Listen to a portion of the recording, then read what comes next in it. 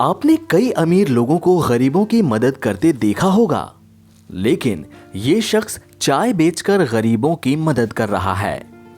भले ही खुद की आर्थिक स्थिति बहुत अच्छी नहीं है, फिर भी अपनी मेहनत के रुपयों से गरीबों को चाय नाश्ता करवाते हैं, जरूरतमंदों को कंबल बांटते हैं और ठंड से बचाने के लिए अलाव भी जलाते हैं।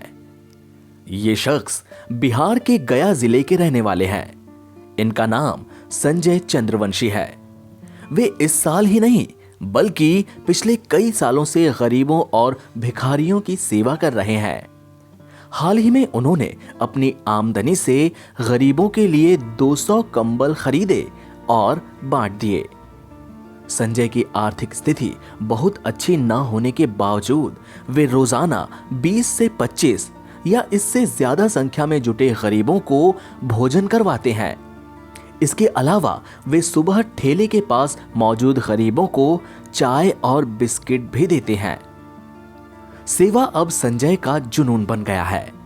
वे बताते हैं कि उनके पिता और दादा भी इसी तरह सेवा के काम में लगे रहते थे। वे चाहते हैं कि सरकार रैन बसेरा बनाए, जिससे गरीबों की सेवा का काम उनके लिए थोड़ा आसान हो सके। ये हमारे पिताजी समझाते थे कि हमारे पूर्वजे हमारा सेवा करते आया, बेटा मेरा दुहारी पर से कोई खाली नहीं जा सकता है, गरीब को तुम सेवा करो, ईश्वर के दया से कभी कमी नहीं रहेगा। आज हमारा सर ईश्वर के दया से कभी कमी नहीं है, समझ गए। हम अपने रात को हम राजा आदमी हैं सर, समझ गए। देख रहे हैं कि कंबल भी बांट रहे हैं, अलाव भी जला रहे हैं। जी सर, हम हर साल 200 कंबल बांटते हैं सर। तो कंबल कैसे बांटते हैं? हर साल 10-10 वो 20-20 वो 50-50 वो करके कंबल बांटते हैं सर। हर साल ठंडा में हम कंबल 200 कंबल हर साल बटाते हैं, समझ गए। अच्छा, मतलब इस काम में आर्थिक मदद कहाँ से मिलता है आपको? ये हमारा जो जूस और चाय और जो सत्तू का जो कमाई होता है, उसी से हिस्सा काट के हमारे गरीब लोग को सेवा करते हैं, समझ गए।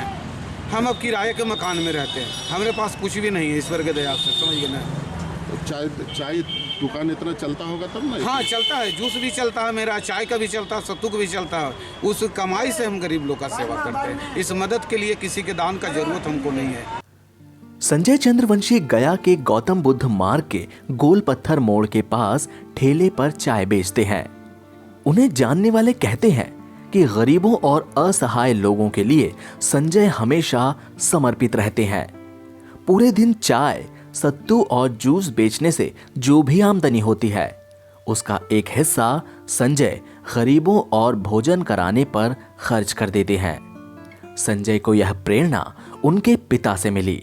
वे बताते हैं कि उनके परिवार में दूसरों की मदद और दान की परंपरा दादाजी के भी पहले समय से चली आ रही है।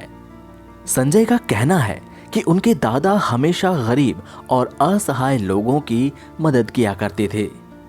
उनके पिता गरीब लोगों की जरूरत के हिसाब से मदद करते थे।